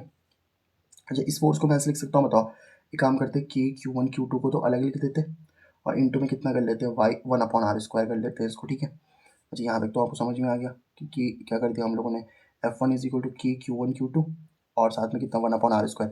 अब ऐसे ही मान लो F2 फोर्स भी निकाल लेता हूँ मैं, Q2 Q3 के बीच की भी ना, Q2 है और ये Q3 है, इनके बीच की डिस्टेंस कितनी है R, तो फोर्स कितनी लग रही होगी F2। तो F2 फोर्स कितनी हो जाएगी बताओ, के पहला चार्ज Q2 दूसरा Q3, इनके बीच की डिस्टेंस भी r²। अब इसको मैं ऐसे लिख देता हूँ, के Q2 Q3 और इंटू में कितना 1/r²। इसको ऐसे लिखने का फायदा क्या है पता है, देखो अब दो फोर्सेज आ गए ना मेरे पास में, एक तो ये वाली फोर्स आ रही है, अच्छा सी इंटरसेप्ट है नहीं यहाँ पे देखो, क्योंकि ये वाई एक्सिस पे काट ही नहीं, तो सी इंटरसेप्ट तो जीरो ही हो गया ना। तो F1 फोर्स कितनी आ रही है बताओ आप लोग की, आ रही है के Q1 Q2 और इंटू में कितना 1/r², ठीक है। और F2 फोर्स कितनी आ रही है बताओ हमारे पास में, ये आ रही है के Q2 Q3, ये तो आ रही है के Q2 Q3 और इंटू में कितना 1/r²। अब देखो F1 फोर्स तो वाई एक्सिस पे, फोर्स वाई एक्सिस पे, के Q1 Q2, अच्छा देखो 1/r² कहाँ पे, एक्स पे, 1/r² कहाँ है, एक्स पे, देखो ना ये एक्स पे, फोर्स वाई पे और 1/r² एक्स पे है। तो ये बन गया y इज इक्वल टू, ये m बन जाएगा, ये भी इसको m1 बोल देते हैं, इसको m2 बोल देते हैं हम, है ना। और c तो दोनों में देखो, यहाँ भी c आपका जीरो ही होगा, यहाँ तो जीरो ही होगा ना सी, क्योंकि सी तो सी इंटरसेप्ट तो है ही नहीं ना, कहीं पे सी पे तो काट ही नहीं रहे। तो अगर आप ध्यान से देखो तो इस चीज़ में अगर आप देख सकते हो कि, क्योंकि हमें पता है ना, देखो θ1 जो है वो ग्रेटर देन है, तो जो सॉरी जो आपका θ2 है वो ग्रेटर देन है θ1 से, तो θ2 का स्लोप कितना मान लेते हैं m2 और इसका मान लेते हैं m1, मतलब m2 जो ग्रेटर है वो m1 से ग्रेटर है ना। तो देखो इस वाले पहले वाले का स्लोप m1 था, इसका m2 बोला हमने, कि Q2 Q3 वाला ही तो है, Q2 Q3 वाला इसका स्लोप है ना m2, ये m1 हो गया। तो m2 ग्रेटर देन है आप लोग का m1 से, तो m2 की वैल्यू कितनी है बताओ, के Q2 Q3, ठीक है। और M1 की वैल्यू कितनी है, के Q1 Q2, तो के से के कैंसिल हो गया, ये ग्रेटर चल रहा है, और Q2 से Q2 ग्रेटर हो गया, ठीक है। तो सिंपल सी बात है, क्या बचा आप लोग का, Q3 जो बचा वो ग्रेटर हो गया ना Q1 से, तो यानी कि सबसे बड़ा Q3 है। अब सबसे छोटा कौन सा था उसने बता ही दिया, सबसे छोटा तो आपका Q2 था, सबसे छोटा तो Q2 ही है ना, और सबसे बड़ा Q3 आ रहा है, तो उस Q2 के बाद कौन सा बड़ा रहा होगा, Q1, और सबसे बड़ा कौन सा रहा होगा, Q3। ये इनके मैग्नीट्यूड का आपका साइन रहेगा, ठीक है। CBSE 25 का क्वेश्चन था ये, इस तरीके से हो जाएगा। अभी अगला क्वेश्चन देख लेते हैं, इसको क्या बोल रहा है ये बोल रहा है 2 point charges place in a medium of dielectric constant phi at a distance r between them experience an electrostatic force. The electric force between them at vacuum at the same distance r will be, हाँ simple क्या कह रहा है देखो, 2 point charges है place in a medium of distance of dielectric, जैसे मान लो कोई आपके पास में दो चार्जेस है, Q1 है और Q2 है, ठीक है, और इन दो चार्जेस को आपने क्या करा है, किसी मीडियम में डाल रखा है, ठीक है। तो लेट इट बी, इन दो चार्जेस को हमने किसी मीडियम में डाल रखा है। वहाँ डाइलेक्ट्रिक कांस्टेंट कितना आ रहा है कि डाइलेक्ट्रिक कांस्टेंट क्या है, वही इलेक्ट्रोस्टैटिक कांस्टेंट की बात कर रहा हूँ, इसकी वैल्यू 5 आ रही है हमारे पास में ना, at a distance r between them, इनके बीच की डिस्टेंस r है, ठीक है। अब इन्हीं दो चार्जेस को मैंने क्या कर दिया बताओ, मान लो ये Q1 और Q2 चार्ज है ना, इन्हीं को मैंने कहाँ रख दिया, एयर में या फिर वैक्यूम में रख दिया होगा, ये तो बोल रहा हो। The electrostatic force between at vacuum at the same distance r, और इनके बीच की डिस्टेंस r ही है। देखो सबसे ज़्यादा फोर्स कहाँ लग रही होती है आप लोग की, एयर में, अभी बताया मैंने आपको, और सबसे कम कहाँ लग रही होती है आपकी किसी मीडियम में, मीडियम में कम हो जाती है ना फोर्स। अब डाइलेक्ट्रिक कांस्टेंट कितना है आप लोग का, 5 है। जितना डाइलेक्ट्रिक कांस्टेंट होता है ना उतने, जैसे अगर मैं पूछूं कि मान लो डाइलेक्ट्रिक कांस्टेंट की वैल्यू 5 है, तो मीडियम में फोर्स कितने गुना कम हो गई होगी, 5 टाइम्स डिक्रीज हो चुकी होगी, और एयर में जो फोर्स होगी वो 5 टाइम्स क्या हो चुकी होगी, इंक्रीज हो चुकी होगी, 5 टाइम्स क्या हो गई होगी, इंक्रीज हो गई होगी ना।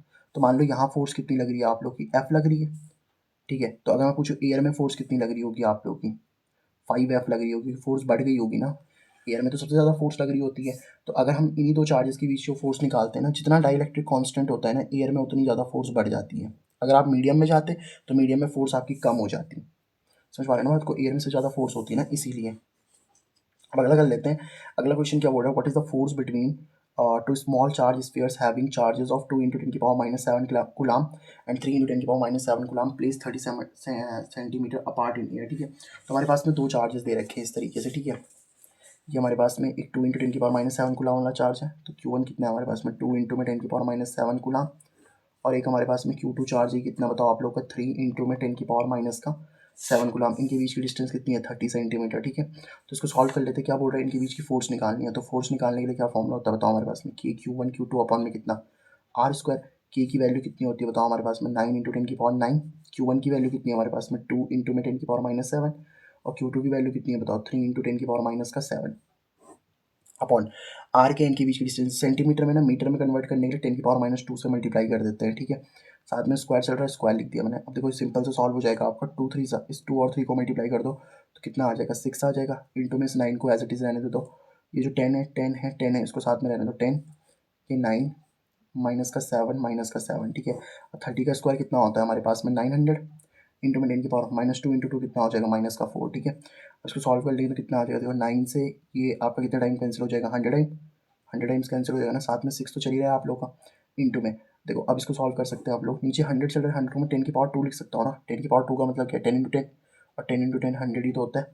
यहाँ कितना आ जाएगा 10, 9 -7 कितना -14, और साथ में कितना चल रहा है नीचे 10⁻⁴। अब इन सबको ऊपर भेज देते हैं, देखो 6 इंटू में कितना बन जाएगा आप लोग का, ये भी 10 है ये भी 10 है 10, सब 10 कॉमन ले लो, 9 -14 कितना हो जाएगा बताओ, 14 में से 9 गया तो कितना बचेगा आप लोग का 5 बच जाएगा, ठीक है। और ये प्लस का 2 है ऊपर जाके माइनस का 2 बच जाएंगे, माइनस का 4 है ऊपर जाके प्लस का 4 बन जाएगा आपके पास में, ठीक है। तो कितना आंसर आ गया 6 इंटू में 10⁻⁵ प्लस 2 -7, और -7 प्लस 4 कितना हो जाएगा -3। तो इतनी फोर्स यानी कि 6 इंटू 10⁻³ न्यूटन की फोर्स लग रही होगी आप लोगों की, ठीक है। तो फोर्स कितनी लग रही होगी बताओ यहाँ पे दो चार्जेस के बीच में, 6 इंटू में 10⁻³ न्यूटन की फोर्स लग रही है, ठीक है। इस तरीके से आप लोग कर सकते हो। अब अगला क्वेश्चन देखो क्या बोल रहा है हमारे पास में, चेक दैट द रेशियो, क्या रेशियो हमारे पास में ke² अपॉन में GME/MP इज अ डायमेंशनलेस, ठीक है। देखो जैसे मान लो सिंपल सी बात ये है कि हमारे पास में क्या है एक इलेक्ट्रॉन है और हमारे पास में क्या है एक प्रोटॉन है, ठीक है। तो ऑब्वियस सी बात है ये इलेक्ट्रॉन है और ये आपके पास में क्या है बताओ प्रोटॉन है, ये तो बोल रहा है ना ये। Check that the ratio ke² upon GME/MP is dimensionless, ठीक है। तो अगर मैं बोलता हूँ कि इन दोनों चार्जेस के, क्योंकि चार्ज तो है ही ना, ये इलेक्ट्रॉन वाला चार्ज है प्रोटॉन का चार्ज है, तो अगर इन दो चार्जेस के बीच की अगर हम लोग बात करें, देखो जितना इलेक्ट्रॉन का चार्ज होता है ना, इलेक्ट्रॉन का चार्ज कितना होता है 1.6 इंटू 10⁻⁹ अभी बताया मैंने आपको, और इसका भी 1.6 इंटू 10⁻⁹, और चार्ज तो दोनों का सेम ही होता है ना, दोनों को ये ई भी लिख सकता है, ये भी ई है ये भी ई है, इलेक्ट्रॉनिक चार्ज इन दोनों वैल्यू सेम ही तो आ रही है आप लोग की, कोई दिक्कत थोड़ी ना है। इन दोनों चार्जेस की वैल्यू तो सेम ही आ रही है ना हमारे पास में। तो दो चार्जेस की वैल्यू, इलेक्ट्रोस्टैटिक फोर्स का फॉर्मूला क्या होता है बताओ, के Q one Q two upon में कितना आर स्क्वायर। दो चार्जेस है नहीं, तो चार्जेस के बीच में तो फोर्स लगेगी, तो कितनी इलेक्ट्रोस्टैटिक फोर्स हो जाएगी आपकी, K Q one Q two by R square. देखो के पहला वाला चार्ज कितना है, ई, दूसरा वाला चार्ज भी कितना है, ई, अपॉन में आर स्क्वायर, इनके बीच की डिस्टेंस आर मान लेते हैं ना, तो कितना आ जाएगा, के ई स्क्वायर अपॉन में कितना आर स्क्वायर। अच्छा ग्रेविटेशनल फोर्स भी आप निकाल सकते हो। ग्रेविटेशनल फोर्स कैसे निकाल दोगे बताओ आप लोग, भाई इन दो चार्जेस के बीच में ग्रेविटेशनल फोर्स भी तो लग रही होगी, क्योंकि दोनों के पास मास होंगे ना, मान लो m1 और m2 मास है। इसका मास, इलेक्ट्रॉन का मास m ई बोल देते हैं, प्रोटॉन का मास mp बोल देते हैं, ठीक है। तो ग्रेविटेशनल फोर्स का फॉर्मूला क्या होता है, g m1 m2 अपॉन में कितना आर स्क्वायर। तो g की वैल्यू तो g रहेगी, m1 क्या हो जाएगा, मास ऑफ इलेक्ट्रॉन, और mp क्या हो जाएगा, मास ऑफ प्रोटॉन। m2 वाला ना, पहला वाला m1 बोल दिया, दूसरा वाला m2 बोल दिया हमने, तो प्रोटॉन का मास है आर स्क्वायर। तो अब देखो सिंपल सी बात है, अगर मैं F E upon F G कर दूँ, अगर मैं एफ ई अपॉन में एफ जी कर दूँ, ठीक है, तो ये कितना बन जाएगा बताओ आप लोग का, ये बन जाएगा के ई स्क्वायर अपॉन में कितना आर स्क्वायर, और साथ में कितना इसके अपॉन में ये आ जाएगा ना, G M E, G M E M P upon में कितना आर स्क्वायर से आर स्क्वायर कैंसिल हो जाएगा, तो कितना बचेगा, के ई स्क्वायर अपॉन में G M E M P तो बचेगा। बताओ अब देखो फोर्स की अगर आपको पता होगी ना, फोर्स की डायमेंशन पता क्या होती है, देखो फोर्स की डायमेंशन तो आपको रटाई भी जाती है। फोर्स की डायमेंशन होती है M L T minus two, ये वाली फोर्स की डायमेंशन तो आपको याद ही होगी, और ये वाली फोर्स की भी कितनी होती है भाई, दोनों तो फोर्स ही है ना, तो M L T minus two हो गई कि नहीं हो गई बताओ, दोनों फोर्स फोर्स हैं ऊपर, ठीक है। साथ में क्या चल रहा है, के ई स्क्वायर अपॉन में कितना जी एम ई एम पी, ठीक है। तो M L T minus two से M L T minus two क्या हो जाएगा बताओ, आपका कैंसिल हो जाएगा, है ना। तो अगर कैंसिल हो गया तो डायमेंशन लेस नहीं आ गए बताओ, डायमेंशन लेस ही तो हो गई है, क्योंकि फोर्स की dimension M L T minus two होती है ना, तो इस तरीके से कैंसिल हो जाएगा आप लोगों का, ठीक है। अच्छा ये बोल रहा है determine the value of this ratio, तो यार ये तो मैंने एग्जांपल जो 3 है ना, प्लेलिस्ट चेक कर लेना, उसमें मैंने आपको 50 मिनट्स में ये इसकी डिटरमाइन करके बताई है वैल्यू, ठीक है, एकदम एग्जाम्पल्स के थ्रू बहुत ईजिली समझ में आ जाएगी आपको, ठीक है। तो ये वाला क्वेश्चन भी हमारा हो जाता है 14th वाला। अच्छा इसमें एक क्वेश्चन और कर लेते हैं यहाँ पे जरा, 15th वाला क्वेश्चन है हमारे पास में। 15th वाला क्वेश्चन क्या बोल रहा है इसको भी देख लेते हैं। ये बोल रहा है two identicals ball having same positive charge q coulomb are suspended by two insulating string of equal length. What would be the effect on the force when a plastic sheet is inserted between them? तो देखो simple सी बात समझो, इसका मतलब क्या है। जैसे मान लो टू आइडेंटिकल बॉल है आपके पास में, ये एक बॉल ले ली हमने, ये एक बॉल ले ली हमने, ठीक है, और ये मान लो एक स्ट्रिंग है, इस तरीके से स्ट्रिंग है, इससे आपने इसको लटका रखा है इस तरीके से, ठीक है। दो बॉल आइडेंटिकल बॉल मतलब सेम साइज़ की बॉल है यहाँ पे, सेम साइज़ की बॉल तो बोल रहे हैं two identicals ball having same positive charge है इनके पास में, तो पॉजिटिव चार्ज क्यू इसके पास में भी, पॉजिटिव चार्ज क्यू इसके पास में भी ले लेते हैं, ठीक है, दोनों के पास में पॉजिटिव चार्ज क्यू ही है। Coulomb are suspended by two insulating string of equal length की, ये भी एल है, ठीक है, मान लेते हैं इस तरीके से। What would be the effect of force when a plastic sheet is inserted between them. अभी जैसे इनके बीच में जैसे ये प्लस क्यू चार्ज है, ये प्लस क्यू चार्ज है, तो इनके बीच में मस्त फोर्स लग रही थी, ठीक है, क्योंकि अभी मान लो यहाँ पे एयर होगा ना आप लोग का, तो एयर में जो फोर्स लग रही है वो फोर्स कितनी लग रही है, मान लो आप लोग की इलेक्ट्रोस्टैटिक फोर्स लग रही है आप लोग की के Q one Q two upon में कितना आर स्क्वायर, के की वैल्यू कितनी हो जाएगी 1/4 pi epsilon not Q one Q two upon में कितना आर स्क्वायर। ये फोर्स कब लग रही है आप लोग की, जब एयर की बात हो रही है, दो चार्जेस आप लोग के एयर में है, तो एयर में इस तरीके से फोर्स लग रही होगी आप लोग की, सिंपल सी बात यही है। लेकिन अब आपने इनके बीच में क्या डाल दिया, जैसे ये बॉल्स थी ना, इनके बीच में आपने किसी प्लास्टिक को डाल दिया। अब देखो प्लास्टिक होता क्या है, बेसिकली प्लास्टिक कोई मीडियम हो गया ना, तो कोई भी अगर आप मीडियम डालते हो तो ना मीडियम के पास पार्टिकल्स तो होते ही हैं, प्लास्टिक के पास में पार्टिकल्स होंगे ना। अभी देखो यहाँ पे सबसे ज़्यादा फोर्स लग रही हो, क्योंकि एयर में इतने अच्छे पार्टिकल्स नहीं है, या अगर आप बोलो कि एयर में जो है ना पार्टिकल्स कम है, जैसे ही आप प्लास्टिक डालोगे तो प्लास्टिक ज़्यादा, देखो ये प्लस क्यू तो अभी अच्छे से क्या कर रहे होंगे बताओ आप लोग, क्या रिपेल कर रहे होंगे कि नहीं कर रहे होंगे बताओ, है ना। लेकिन जैसे आपने क्या करा, इस तरीके से ये बॉल्स थी ना आप लोग की, इस तरीके से बॉल थी, अब इनके बीच में आपने क्या डाल दिया, उसको प्लास्टिक को डाल दिया, तो प्लास्टिक क्या है, मीडियम है, और मीडियम क्या करता है, मीडियम जो एयर में लगने वाली फोर्स होती है ना उसको कम कर देता है। तो यहाँ पे ये जो प्लस का क्यू चार्ज था और ये प्लस का क्यू चार्ज था, तो इनके बीच में जो रिपल्शन हो रही थी ना, वो रिपल्शन अब थोड़ा सा क्या हो जाएगी, लेस हो जाएगी। तो यहाँ पे जो रिपल्शन होगी वो रिपल्शन थोड़ा सा क्या हो जाएगी, लेस हो जाएगी। क्यों, क्योंकि प्लास्टिक क्या होता है, प्लास्टिक बेसिकली कोई मीडियम है, और मीडियम क्या करता है, मीडियम जो एयर में लगने वाली फोर्स होती है ना उसको कम कर देता है, इन दो चार्जेस के बीच की फोर्स को कम ही तो करेगा ही। तो अगर ये रिपल्शन कर रहे हैं तो अब थोड़ा सा ये पास आने लग जाएंगे, बस ये होगा, प्लास्टिक को डालने पे ये पास आने लग जाएंगे। और क्यों पास आने लग जाएंगे, क्योंकि वो एक मीडियम है, प्लास्टिक एक मीडियम है, और वो तो फोर्स को कम करता है ना, अभी रिपेल हो रही थी फोर्स, अब तो फिर पास आने लग जाएंगे इस तरीके से। तो हम बोलेंगे जो फोर्स होगी ना, force will be force will be less repulsive, force क्या हो जाएगी यहाँ पे, लेस रिपल्सिव हो जाएगी, ठीक है। अब यहाँ पे देख लेते हैं अगला क्वेश्चन क्या बोल रहा है हमारे पास में। 3 चार्जेस हैं आपके पास में, Q minus Q and Q not are place as shown in a figure. The magnitude of the net force on the charge Q not at a point O। देखो यहाँ पे O पे आपने क्या रखा है, इस तरीके से Q नॉट चार्ज रखा हुआ है, ठीक है।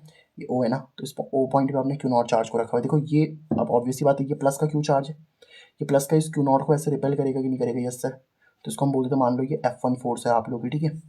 और ये वाला जो माइनस क्यू है, ये क्यू नॉट को अपनी तरफ खींचेगा इस तरीके से। तो इसको हम लेटिट्यूड बोल देते हैं कि ये कौन सी फोर्स है आप लोग की, F2 फोर्स है। देखो ना, ये क्यू नॉट को अपनी तरफ खींचेगा, क्यू नॉट को अपनी से दूर भेजेगा। यानी कि ये जो पॉइंट है ना क्यू नॉट वाला, इस पर दो फोर्सेज लग रही हैं। एक फोर्स तो ऊपर की तरफ लग रही है, F2 फोर्स, और एक फोर्स यहाँ पे लग रही है इस तरीके से, F1 फोर्स। ये एंगल आपको 90 दिख रहा होगा। अब ये 90 तो ऑब्वियस ही बात है, ये भी कितना होगा, 90 होगा, है ना। तो अगर दो फोर्सेस के बीच, मतलब जैसे एक F1 फोर्स होती है, एक F2 फोर्स होती है ना, तो ये 90 होती है, तो इनकी जो नेट फोर्स होती है इनके बीच से जा रही होती है। आपने वेक्टर में पढ़ा होगा, नेट फोर्स बीच से जा रही है। देखो 90 ना, तो 45 डिग्री से नेट फोर्स निकल रही होगी। तो नेट फोर्स ही तो हमें निकालनी है। नेट फोर्स निकालने का एक फॉर्मूला होता है, देखो नेट फोर्स निकालने का फॉर्मूला क्या होता है। चलो पहले एक काम करते हैं, F1 फोर्स निकाल लेते हैं यहाँ पे। देखो F1 फोर्स कितनी हो जाएगी, K। F1 फोर्स किसकी वजह से लग रही है, Q की वजह से ना, मतलब इस वाले चार्ज और इस वाले चार्ज की वजह से। K पहला वाला चार्ज कितना है, Q, दूसरा वाला चार्ज कितना है आपका Q नॉट, और इनके बीच की डिस्टेंस कितनी है बताओ, A, तो A का स्क्वायर आ जाएगा। F2 फोर्स भी निकाल लेते हैं। F2 फोर्स कितनी है बताओ आप लोग की, माइनस प्लस का मत देखना, माइनस प्लस को कोई दिक्कत नहीं है यहाँ पे। तो पहला वाला देखो, ये जो F2 फोर्स है वो किसकी वजह से लग रही है, इस वाले Q की वजह से। तो K चार्ज कितना है, Q, और ये वाला चार्ज कितना है आपका Q नॉट, इसी चार्ज पे तो लग रही है ना। अपॉन में कितना A स्क्वायर, दोनों फोर्सेस सेम ही है ना, दोनों फोर्स सेम होती है तो उसको हम F बोल सकते हैं थोड़ी देर के लिए, ठीक है।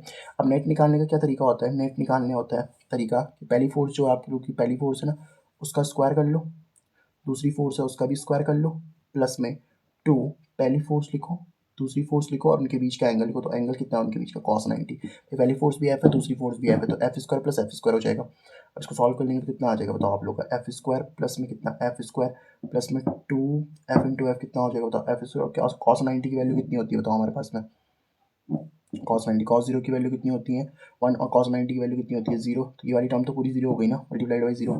तो F square plus F square कितना हो जाएगा बताओ आप लोग का, 2 एफ स्क्वायर हो जाएगा, है ना। तो अगर आप इसको सेपरेट करोगे तो रूट 2 को सेपरेट कर सकते हो अलग, और रूट एफ स्क्वायर को अलग कर सकते हो। तो रूट से एफ कैंसिल, सॉरी रूट से स्क्वायर कैंसिल, तो एफ रूट 2 बचा है कि नहीं बच रहा बताओ। और बाद में जाके एफ की वैल्यू पुट कर लेना। एफ रूट 2 आ रहा है ना आपकी जो नेट फोर्स है, नेट फोर्स कितनी आ रही है, एफ रूट 2, और नेट फोर्स एफ रूट 2 है कितना बताओ।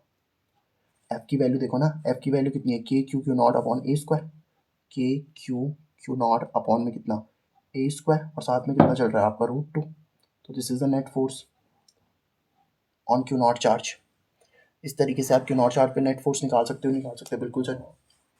अब यहाँ पे एक काम करते हैं, देखो एक 17 वाला क्वेश्चन ये देख लेते हैं। A charge metallic sphere A is suspended by a nylon thread, ठीक है। Another charge metallic sphere B held by an insulating handle is brought close to A such that the distance between their centre is 10 centimetre as shown in figure. The resulting repulsion of A is noted, ठीक है। Spheres A and B are touch, C and D are then removed and B is brought closer to a, a distance 5 centimetre between this and what is the expected repulsion on the base of kilometre. Simple सी बात ये है, question क्या कह रहा है देखो, जैसे कि बोल रहा है कि हमारे पास में एक ए था, है, मतलब जैसे कि ये स्फीयर है आप लोग का, ठीक है। और इस स्फीयर को क्या कर रखा है हमने, नाइलॉन थ्रेड से बांध रखा है, और ये आपकी इंसुलेटिंग है। इंसुलेटिंग का मतलब सिंपल सी बात है, यहाँ का चार्ज इधर ट्रांसफर नहीं हो सकता, और क्या। इनको हमने, अब देखो एक एक बॉडी ए एक बॉडी बी, इनके बीच की डिस्टेंस कितनी है, 10 सेंटीमीटर है। इसको हम लोगों ने क्या कर रखा है, इस तरीके से इसको भी एक हाथ से एक इंसुलेटिंग हैंडल से पकड़ रखा है, ताकि हाथ वगैरह में ट्रांसफर ना हो सके चार्ज वगैरह, ठीक है। अब फर्स्ट कंडीशन के लिए अगर आप फोर्स निकालना चाहते हो ना, electrostatic force for first case, for first a के लिए निकालते हैं हम लोग, है ना। तो इलेक्ट्रोस्टैटिक फोर्स के लिए क्या फॉर्मूला होता है बताओ, कि यहाँ का चार्ज देखो, जब ऑब्वियस सी बात है यहाँ पे जो फोर्स लग रही होगी ना आप लोग की, तो मैं समझाता हूँ आपको। यहाँ पे मान लो इसका चार्ज कितना है, Q1 है, इसका चार्ज कितना है मान लो Q2 है, और ये 10 सेंटीमीटर है ना डिस्टेंस। एक काम करते हैं, इसको मैं थोड़ी देर के लिए R ले लेता हूँ, ठीक है। अभी वैल्यू ले लेंगे, तो फोर्स का फॉर्मूला क्या हो जाएगा, के Q1 Q2 अपॉन में कितना आ जाएगा बताओ आप लोग का, R स्क्वायर आ जाएगा, है ना। जो चलो ये पहली फोर्स है तो इसको मैं F1 बोल देता हूँ, ठीक है। F1 फोर्स बोल देता है के Q1 Q2 by R square. अब देखो, अब आपने क्या किया, इन दो चार्जेस को आपने ऐसे इस तरीके से एक सी बॉडी और डी बॉडी से टच करवाया। जो सी बॉडी थी ना पहले अनचार्ज थी, अब जैसे मान लो ये आपकी ऑब्वियस सी बात है, नहीं ए बॉडी पे कौन सा चार्ज था बताओ आप लोग का, पॉजिटिव चार्ज था इस तरीके से। अब आपने इसको सी बॉडी से जो कि न्यूट्रल बॉडी थी उससे टच कराया, तो इसका पॉजिटिव इसमें ट्रांसफर हो जाएगा। और जैसे ये बी बॉडी थी ना, बी बॉडी को भी एक अनचार्ज बॉडी से टच करवाया, तो इसका पॉजिटिव इसमें ट्रांसफर हो जाएगा। तो इससे होगा क्या देखो, यहाँ का जो पॉजिटिव चार्ज था उसमें ट्रांसफर हो गया। अब इस पर कितना चार्ज था, Q1 था ना, और तो इस पे कितना था, देखो इस पे चार्ज था Q1 और इस पे कितना था 0, न्यूट्रल बॉडी थी नहीं, तो दोनों पे चार्ज कितना आ गया, आप जोड़ सकते हो, देखो Q1 प्लस 0 अपॉन में 2, इस पे Q1 इस पे 0 अपॉन में 2, तो इस पे भी चार्ज आ गया Q1/2 और इस पे भी चार्ज कितना आ गया Q1/2। सेम यहाँ पे भी होगा, इस पे चार्ज आ जाएगा Q2/2 और इस पे भी चार्ज कितना आ जाएगा Q2/2 आ जाएगा। ठीक है, तो ए बॉडी पे कितना चार्ज आ चुका है अब Q1/2 और बी बॉडी पे कितना चार्ज आ चुका है Q2/2 और इनके बीच की डिस्टेंस देखो पहले 10 थी, अब आपने डिस्टेंस कितनी कर चुके हो, हाफ कर चुके हो ना, तो कितना हो जाएगा R/2 हो जाएगा, बताओ। तो अब फोर्स कितनी निकाल लोगे आप लोग, F2 फोर्स कितनी आ जाएगी हमारे पास में K, है ना, कितनी फोर्स आ गई हमारे पास में K, और Q1 चार्ज कितना हो चुका है Q1/2, Q2 चार्ज कितना हो चुका है Q2/2 और उनके बीच की डिस्टेंस कितनी हो चुकी है बताओ, R/2, R/2 का स्क्वायर हो जाएगा। डिस्टेंस भी तो हाफ हो गई, पहले 10 थी अब 5 हो गई ना, देखो यहाँ पे पहले 10 थी अब 5 हो चुकी है, तो कितना आ जाएगा कि ये साथ में क्या चल रहा है आप लोग का Q1 इंटू में Q2 तो चल ही रहा है, 2 अपॉन में 2 कितना हो जाएगा बताओ, 4 हो जाएगा, अपॉन में कितना चल रहा है आर स्क्वायर, अपॉन में कितना 4, इस 4 से ये 4 कैंसिल, तो सिंपल सी बात, देखो कितनी फोर्स आ रही है कि Q1 Q2 अपॉन में कितना आ रहा है आप लोग का आर स्क्वायर आ रहा है, यानी कि जो F2 फोर्स है ना आप लोग की, वो F2 force similar to F1 force आ रही है कि नहीं आ रही, बिल्कुल सर। तो इसका मतलब क्या है कि अगर आपके दो चार्जेस हाफ हाफ भी हो गए और उनके बीच की डिस्टेंस भी हाफ हो गई, तो फोर्स में तो कोई फर्क ही नहीं पड़ा ना, यानी कि जो फोर्स है आप लोग की, वो फोर्स में तो कोई फर्क ही नहीं पड़ा, फोर्स तो जो थी आप लोग की वो सेम की सेम ही रही यहाँ पे, इसमें तो क्या ही दिक्कत आई, फोर्स में तो कोई दिक्कत नहीं आई ना यहाँ पे।